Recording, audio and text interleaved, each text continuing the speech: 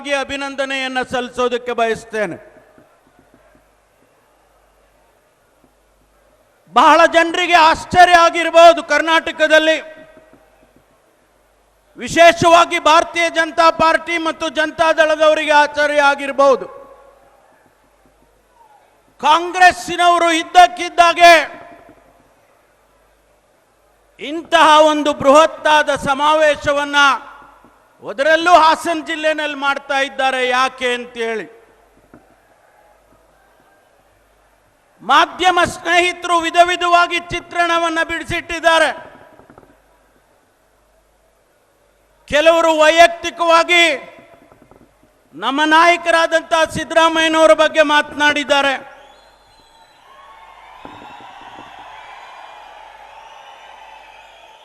ಕೆಲವರು ಪಕ್ಷದ ಬಗ್ಗೆ ಮಾತನಾಡಿದ್ದಾರೆ. ಅವರು ಏನೇ ಮಾತಾಡಿದ್ರು ಕೂಡ ಈ ರಾಜ್ಯದ ಜನತೆಗೆ ನಾವುಗಳು ಕಾಂಗ್ರೆಸ್ ಪಕ್ಷ ಕೊಟ್ಟಂತ ಭರವಸೆಯನ್ನ ತುಂಬಿದ್ದೇವೆ, ಆ ಭರವಸೆಯನ್ನು ಈಡೇರಿಸ್ತಾ ಇದ್ದೇವೆ ಅಂತೇಳಿ ಮೊದಲನೇದಾಗಿ ಒಂದು ಸಂದೇಶ ಇಡೀ ರಾಜ್ಯಕ್ಕೆ ಹೋಗಬೇಕು. ಅದರ ಜೊತೆಯಾಗಿ ಭಾರತೀಯ ಜನತಾ ಪಾರ್ಟಿ ಮತ್ತು ಜನತಾ ದಳದ ಟೀಕೆ ಟಿಪ್ಪಣಿಗಳಿಗೆ,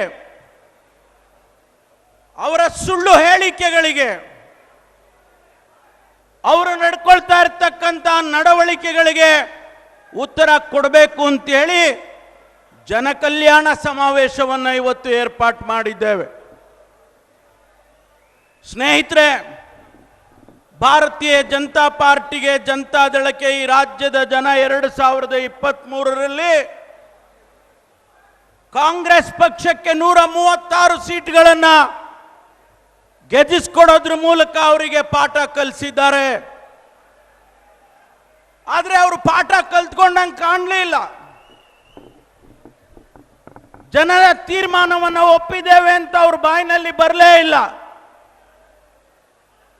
ಅದರ ಬದಲು ಏನು ಇವತ್ತು ಸಮರ್ಥವಾಗಿ ಈ ರಾಜ್ಯದಲ್ಲಿ ಆಡಳಿತ ನಡೀತಾ ಇದೆ ಸನ್ಮಾನ್ಯ ಸಿದ್ದರಾಮಯ್ಯನವರ ನೇತೃತ್ವದಲ್ಲಿ,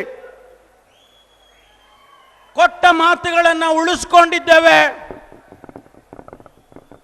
5 ಗ್ಯಾರಂಟಿಗಳನ್ನು ನಾವು ಅನುಷ್ಠಾನ ಮಾಡಿದ್ದೇವೆ.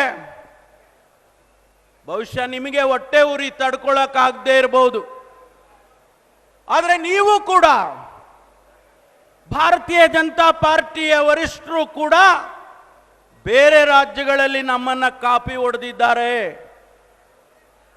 ಬೇರೆ ರಾಜ್ಯದಲ್ಲಿ ಅವರು ಕೂಡ ನಮ್ಮ ಹಾಗೆ ಗ್ಯಾರಂಟಿಗಳನ್ನು ಕೊಡೋದಕ್ಕೆ ಪ್ರಯತ್ನ ಮಾಡಿದ್ದಾರೆ.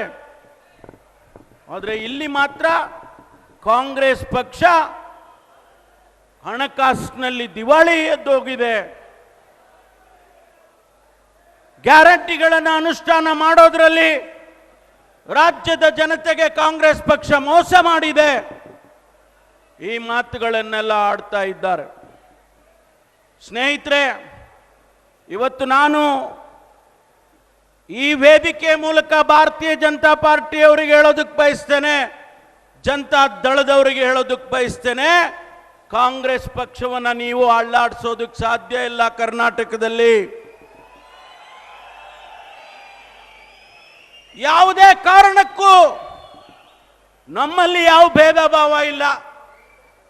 ನೀವು ಹುಟ್ಟಾಕ್ತಾ ಇದ್ದೀರಿ ಭೇದ ಭಾವ. ನಿಮ್ಮ ಮನೆ 3 ಅಲ್ಲ 4 ಅಲ್ಲ 5 ಬಾಗಿಲಾಗೋಗ್ಬಿಟ್ಟಿದೆ. ನಮಗೆ ಹೇಳ್ತಾ ಇದ್ದೀರಾ ನಿಮ್ಮ ತಟ್ಟೆನಲ್ಲಿ ನಮ್ಮ ತಟ್ಟೆನಲ್ಲಿ ನೊಣ ಬಿದ್ದಿದೆ ಅಂದ್ರೆ ನಿಮ್ಮ ತಟ್ಟೆನಲ್ಲಿ ಹೆಗ್ಗಣ ಬಿದ್ದಿದೆ, ಅದು ಗೊತ್ತಾಗ್ತಾ ಇಲ್ಲ ನಿಮಗೆ. ನಿಮ್ಮ ಪಕ್ಷದ ರೀತಿಯಲ್ಲಿ ನಾವೇನು ಬೇರೆ ಬೇರೆ ಗುಂಪುಗಾರಿಕೆಯನ್ನು ಮಾಡಲಿಲ್ಲ, ಇಲ್ಲ ಸಲ್ಲದ ಆಪಾದನೆಗಳನ್ನು ಕಾಂಗ್ರೆಸ್ ಪಕ್ಷದ ಮೇಲೆ, ಮುಖಂಡರುಗಳ ಮೇಲೆ ಮಾಡಲಿಲ್ಲ. ಆದರೆ ಒಂದು ಮಾತನ್ನ ಇವತ್ತು ಹಾಸನ ಜಿಲ್ಲೆಯಲ್ಲಿ ನಡೆದಂತ ಘಟನೆಗಳನ್ನು ಹೇಳಬೇಕಾಗ್ತದೆ. ಯಾವ ಪಕ್ಷ ಜಾತ್ಯತೀತ ಅಂತ ಹೇಳಿಕೊಂಡು 25 ವರ್ಷದಿಂದ ಹಾಸನ ಜಿಲ್ಲೆಯ ಜನತೆಗೆ ಮಂಕುಬೂದಿ ಏರ್ತಾ ಇದ್ರೆ, ಇವತ್ತು ನಿಮಗೆ ನಾಚಿಕೆ ಆಗ್ಬೇಕು. ಯಾರು ಕೋಮುವಾದಿ ಪಕ್ಷ ಇದೆ, ಭಾರತೀಯ ಜನತಾ ಪಾರ್ಟಿ ಕೋಮುವಾದಿ ಪಕ್ಷದ ಜೊತೆಯಲ್ಲಿ ಸೇರ್ಕೊಂಡು ಇವತ್ತು ಮಂತ್ರಿ ಆಗಿದ್ದೀರಾ. ನೀವು ನಾಚಿಕೆ ಆಗೋದಿಲ್ಲ ನಿಮಗೆ?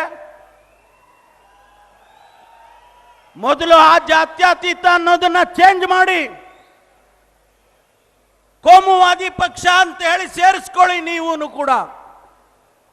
ಆದ್ರಿಂದ ಸ್ನೇಹಿತರೆ, ಇವತ್ತು ಇಲ್ಲಿಂದ ಒಂದು ಸಂದೇಶ ಹೋಗ್ಬೇಕು. ಬಿಜೆಪಿಗೆ, JDSಗೆ ಇಲ್ಲಿಂದ ಒಂದು ಸಂದೇಶ ಹೋಗ್ಬೇಕು. ಏನ್ ಮಾಡ್ತಾ ಇದ್ದೀರಾ ರಾಜ್ಯದಲ್ಲಿ? ಹಿಜಾಬ್ ತಗೊಂಡ್ ಬಂದ್ರಿ, ಗೋಮಾಂಸದ ಇಶ್ಯೂ ತಗೊಂಡ್ ಬಂದ್ರಿ, ಯಾವುದು ನಡೀಲಿಲ್ಲ. ಆದ್ರೆ ಇವತ್ತು ಮೂಢ ಹಗರಣ ತರ್ತಾ ಇದ್ದೀರಿ. ವಕ್ಫ್ ಪ್ರಾಪರ್ಟಿಗೆ ಆ ಇಶ್ಯೂ ತಗೊಂಡು ಬರ್ತಾ ಇದ್ದೀರಿ. ಯಾರ್ ಸ್ವಾಮಿ ನೋಟಿಸ್ಗಳು ಕೊಟ್ಟಿದ್ದು? ವಕ್ಫ್ ಪ್ರಾಪರ್ಟಿ ಬಗ್ಗೆ 2400 ನೋಟಿಸ್ ಅನ್ನ ಕೊಟ್ಟವ್ರು ಯಾರು? ಕಾಂಗ್ರೆಸ್ ಪಕ್ಷ. ಇವತ್ತು ನಾವು ನಿಜ ಅಲ್ಪಸಂಖ್ಯಾತರ ಪರವಾಗಿದ್ದೇವೆ ಅನ್ನೋದು ನಿಜ, ಅದು ನಾವೇನು ಮುಚ್ಚಿಟ್ಕೊಂಡಿಲ್ಲ. ಈ ದೇಶದ ಪ್ರತಿನಿಧಿಗಳು ಅವರು ಕೂಡ ನಮ್ಮ ಹಾಗೆ ಜೀವನವನ್ನು ಮಾಡ್ತಾ ಇರ್ತಕ್ಕಂಥ ಜನ, ಇಲ್ಲೇ ಹುಟ್ಟಿ ಬೆಳೆದು ಇಲ್ಲೇ ಸಾಯ್ತಕ್ಕಂಥ ಜನ. ನಾವು ಕೂಡ ಅವ್ರನ್ನ ಸಮಾಜದಲ್ಲಿ ಮುಂದೆ ತರಬೇಕು ಅಂತ